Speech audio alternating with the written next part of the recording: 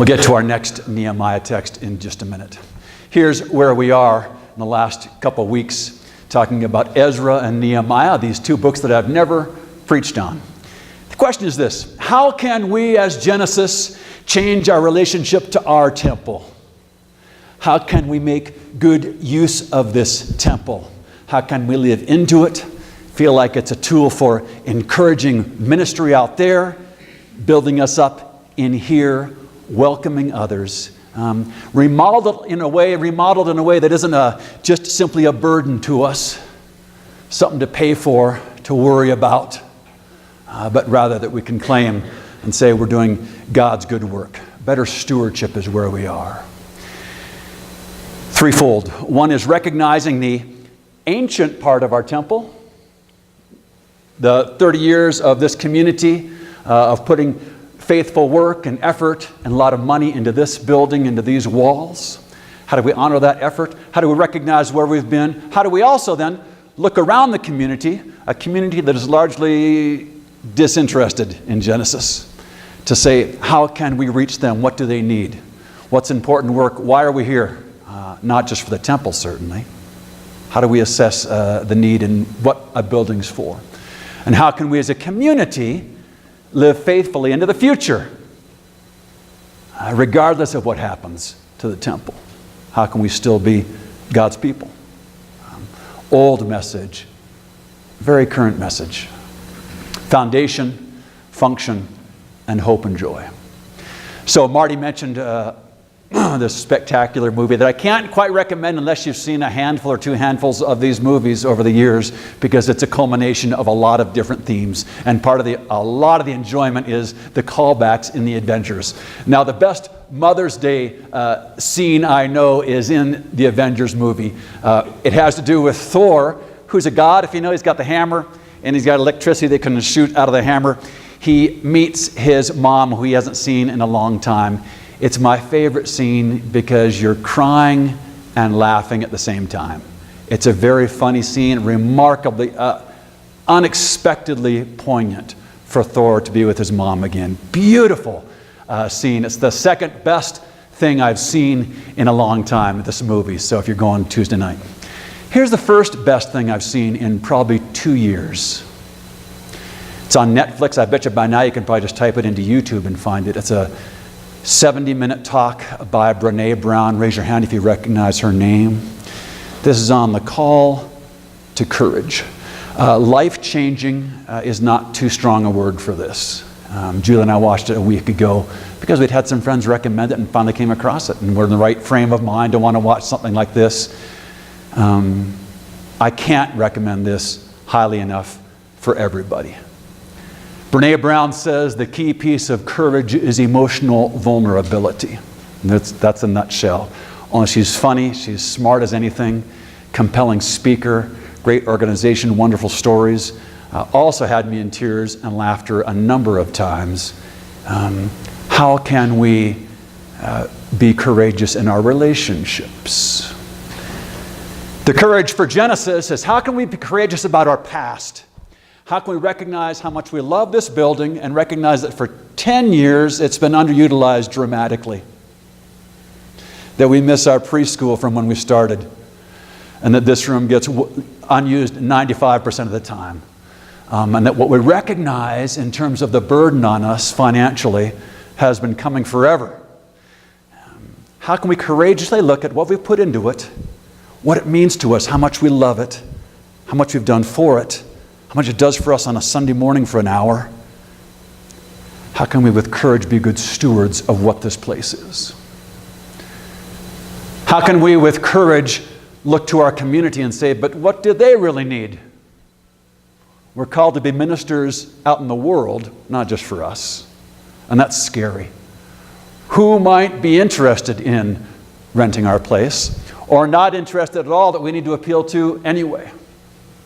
What kind of user groups might still come to us that are a challenge to us because they're not quite what we have in mind? Can we be courageous as a congregation in what this building might be used for? And can we imagine a future like every church where there is no building? There are no exceptions to this. every congregation ends with no building. What would that be about 20 years from now? 3 years from now? What do we do? Do we have the courage to proceed into the future as a community of faith, knowing that the building is only for the body of Christ in ministry? Can we bring our courage to wonder what might be? Last week, Ezra, a great book about calling the exiles back from where they've been taken. We lucked out because another guy beat up our enemy, and the enemy of our enemy is our friend, apparently. And so suddenly we got to come back to Israel, and Ezra wanted to rebuild the temple. Rebuild the temple and call everyone back home, but some of us had forgotten where we were, why to come back, why to rebuild. And in the shadow of the state temple, because Solomon used slave labor, harsh taxation. This is what, by the way, ended the nation. It's what split the nation, was Solomon's use of slave labor to build that wonderful temple. Great job. It killed the church. Split us in half when his son came and said, we're going to redo it and I'm going to be just as tough as my dad. That's when Israel and Judah split, and suddenly we weren't 12, we were a handful of scattered peoples. We've had this problem before. Ezra said we should rebuild, and we're going to appeal to people and rebuild on the same foundation and make something new, and I'm going to need you to help with it financially, since the state, we're not going to use slaves anymore, and since we've got to pay for it. That's what much of the book of Ezra is about. We dropped off last week. Ezra's final piece was, and now that we've got this temple rebuilt, we should make sure that we don't let any Methodists in. We should make sure we don't let intermarriage happen. There was this clinging thing. It's a purity piece at the end of Ezra and Nehemiah, identically, of we better draw our boundaries more closely in to make sure we don't have any problems with who we are. Just us Jews. That was the conclusion. My question today, does clinging to the past, trying to reinforce our own identity, has that ever worked? I know it's our inclination. I get that. Nehemiah 1 that Jeff just read. Pull up your book because we'll continue here. Nehemiah 1. Nehemiah is right after Ezra, by the way. I'm on page 430. And what we find in this opening section was how disruptive this all was. How sad Nehemiah is. He's upset. And the king's saying, why are you so upset? And because I miss old Jerusalem. And I miss the temple. If you haven't noticed so far in the last weeks, months, decade, and if you haven't paid attention, watch for in the days to come, when we talk about Genesis, when conversations don't go well, it's always because of this, grief. When you're thinking, wow, that was way hotter than I thought it was going to be. How come this isn't going well? The answer is unresolved grief. We are so sad about what used to be.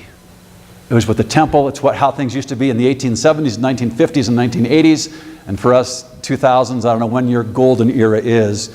But this grief of missing what was disrupts our relationships, our thinking, our conversations, our hope, our creative planning. It all gets disrupted by grief. It's here in Nehemiah as well. I wish we could have Jerusalem back. Look at 2:8, by the way. There's this kind of parallel. I'm on page 431 of your red Pew Bible. There's this parallel of both building the Jerusalem as well as what they call in 2:8 the temple fortress. And so we get kind of confused. Ezra is really more about the temple, Nehemiah about Jerusalem itself and the walls, but they are connected for reasons that you'll see here. Let me jump into Nehemiah 2, 1 through 5. In the month of Nisan, in the 20th year of King Artaxerxes, when wine was served him, I carried the wine and gave it to the king. This guy at Nehemiah is the cupbearer.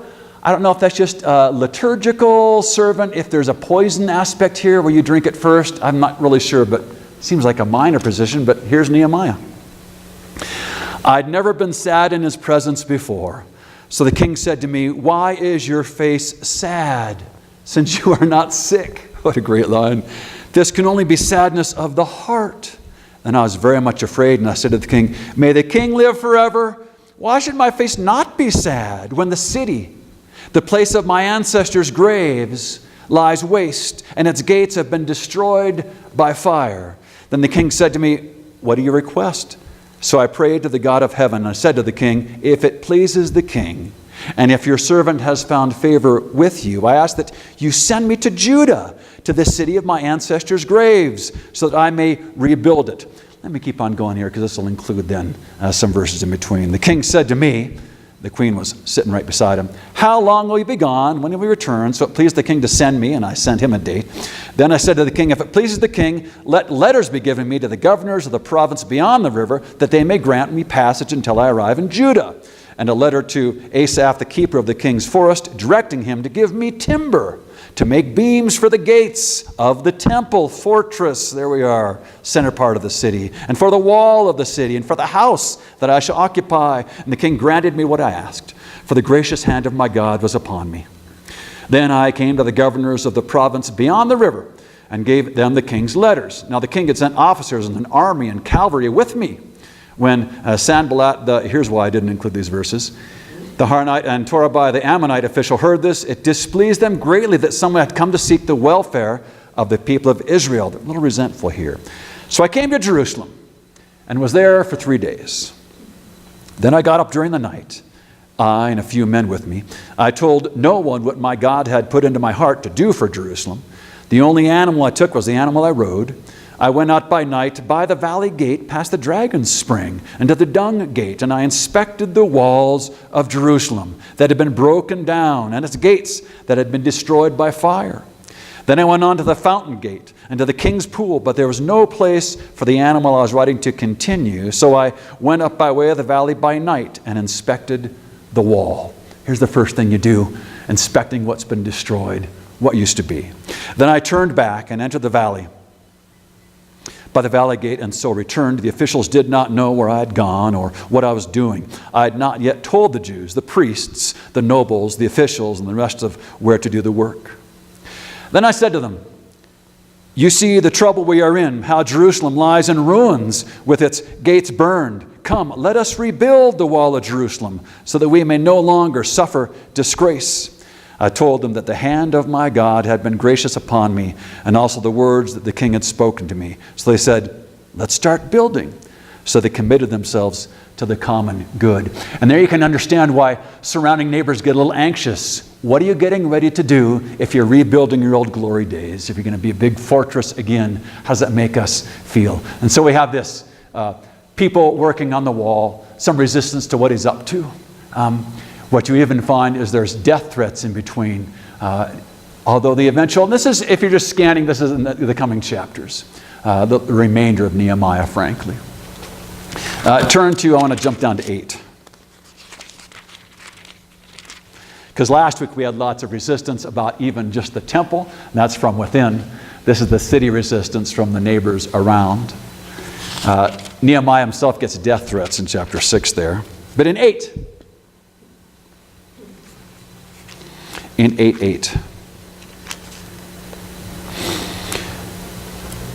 When they go into the foundations and they find the destroyed walls, what they find is the old Word of God, old scrolls from centuries before.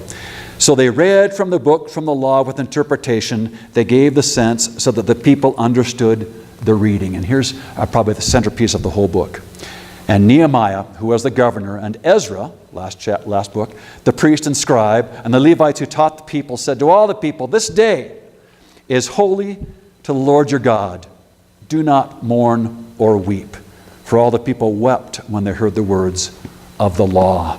This revitalization of the temple, of the people, of the city comes from those two verses. That in the attempt to rebuild, they find the law again and go back and say, here's who we used to be.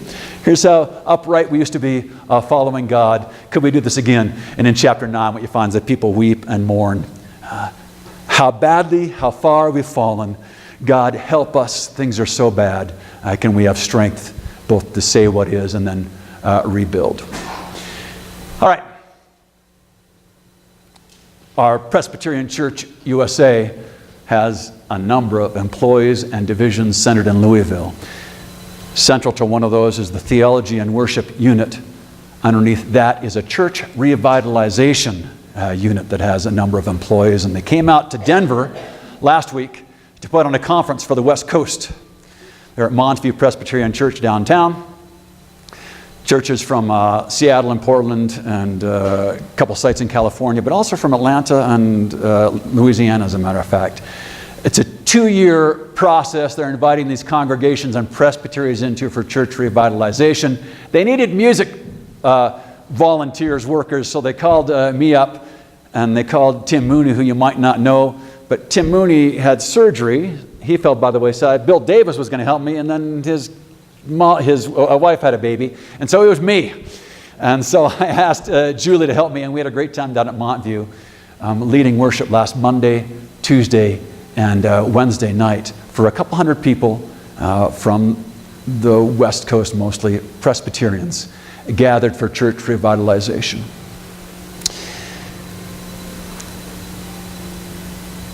It's strange because 2 weeks ago I was telling you about a conference I went to in Seattle about similar pieces of people saying, what do we do now that our buildings are empty and we can't pay for them anymore? We're not the first ones to this party. We are far from alone. We're, as a matter of fact, in the immense majority of institutional religion in our country. And Presbyterians are just a wonderful subset of that. How do we make sense of where we've been, what ministry is, what's next? That's where these people were as well. It was interesting because the second night, the first night was welcoming and visioning, and the second night was lamenting, given over to lamenting. If you know anything about my piano playing, well, the first night, Will Smith was playing piano from Central Press, and so I got to play guitar with Julie up front. Will begged out the second 2 nights, so guess who went to piano? And stranded Julie up front. You'd be so proud of her. And then we had this other guy from the National Church, David, playing mandolin. If you know anything about my piano playing, it lends itself to lament. My piano playing is better slow than fast, better minory, because guess what? That dissonant chord you just hit, it's a mistake between you and me, but if you play it again, they think, oh, that's kind of jazzy minory. And so my playing is lamentful in more ways than one, lamentable sometimes. Casting spirit in our community for those 200 people of, it is really hard being in the church today because we're sad about what is no longer and what will never again be. It hurts like hell. Entire worship service, their day had been focused on these in seminars, and then at night to lead worship in a space. Then reminding us, Lamentations, Job, Psalms. We have a significant lamentation theme in our word, in our tradition. Very seldom shows its head in worship. We'd rather let's go from call to worship to celebrate Jesus to sending them on their way. There's our 3 songs, typically. We miss a little something here. And the grief that is throughout institutional religion in this country is undermining all our conversations, undermining our wisdom, breaking apart our communities. How can we be in lament? Can we be courageous enough, like Brene Brown says, to be vulnerable about what still hurts, what we wish was? How bad it feels to have our kids and grandkids want nothing to do with church. All right, confessing. That's what this middle night was especially, which is really, we think of it as, what have I done wrong? I don't want, Yes, that's part of it. Maybe a more important part for our confessing is we're really sad about what is, where we are, how we're hurt, why we're hurt. When we rebuilt the city walls, we finished and said, well, this time we're not going to let any of those darn foreigners inside. And the last chapters of both Ezra and Nehemiah, if you take a look, are occupied with make sure no one intermarries. Really remarkable. These 2 books that we finish with now, I completely disagree with their conclusions. Faithful Christians have to read these 2 books and say, I get it, that must have been hard, I get it. Bad decision. Bad theology, doesn't work out. Exclusion is always a desire, but we're called to something else. Here's some questions I don't want to answer today, but I need to put into our community if we're to survive the next years. In the Genesis remodel, how will we treat outsiders? I mean, AA groups, darn scouts. I mean, groups we might not even have met yet, church or otherwise, that we don't like because their theology isn't as enlightened as ours. You know? That's what we have to be ready for. If someone comes in, and it's a really important question. Someone comes in and says, well, yes, we would be willing to rent out at 11 o'clock on Sundays and help you. And we'd go, wow, that answers a lot of questions. How do we feel about that faith? What are we going to do? Speaking of outsiders, I got a correction on last week's sermon from my dad. When I mentioned the United Church of Christ, from 1925, Methodists, Lutherans, Presbyterians getting together, I said something like they were combining resources to save. Dad corrected me during Skype the other day and said, actually, it was not that. It's because working west from the east of Canada, the expanse was so large, we didn't know what else to do, so they gave certain areas to Methodists, to Presbyterians. It's really the story of our country. In the Northeast, if you go, you'll find entire towns with only 3 congregational churches, no Presbyterians. Next town over, 2 Presbyterians, no Congregationalists. They assign places. So that was in 1925. Thanks, Dad. And then he said this. He said, which is why your grandpa was a Methodist. And I said, excuse me? Grandpa Shrum, Dad's dad, was raised Methodist. This would have been early 1900s. Dad's born 1921. And it was because whenever they moved further to their town, only Presbyterians. So there it is. Imagine that. Imagine finding out that you got a Methodist right in your train like that. What will we think? This desire for exclusion is insane. Desire for purity is obscene. Who is us anyway? You need to look around this room before you finish today and think, who of these people are invested in this building being us? How do we take care of it? What ministry are we going to do? Not the people who wish were here from 5 years ago or 2 years ago. We moving ahead. How can we do ministry? We've got this great new garden. We've got a wonderful opportunity coming in the fall with our senior center. I suspect this garden, I hope we'll have some good growth this summer. I hope by next summer we're really going all out with the garden and our new senior friends. How will we do ministry? Not just in putting a tag on their door, come to church on Sundays. How can we do ministry in their place? Are you and I going to go and maybe do a service at 11 o'clock on Sunday mornings? We're doing a Wednesday morning Bible study over there, as well as instead of a Tuesday potluck. We got to think a little bigger. Are we serving them, or merely just going to open our door a little wider and say, don't forget to come to church? What will our ministry be utilizing this facility, reaching out for their purposes? I actually saw a senior center the other day that had a putting green on the front check. And the senior center wants permission. Can we put a putting green out here? Well, maybe. Hang on. Who is us? And in 2020 and in 2025, who will us be? And then to close, what are we afraid of purity-wise? Are there elements of our identity and our past and this place that we are clinging to, when in fact God might be calling us to something else? Can we imagine ourselves apart from this building? Or are we really only maintainers of the building?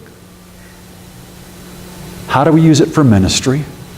How do we proceed in hope? How do we be good stewards of that wonderful, rich past? And how to recognize really who we are, this group, what we have in us, and what God can call us to, both through this facility and beyond? Amen.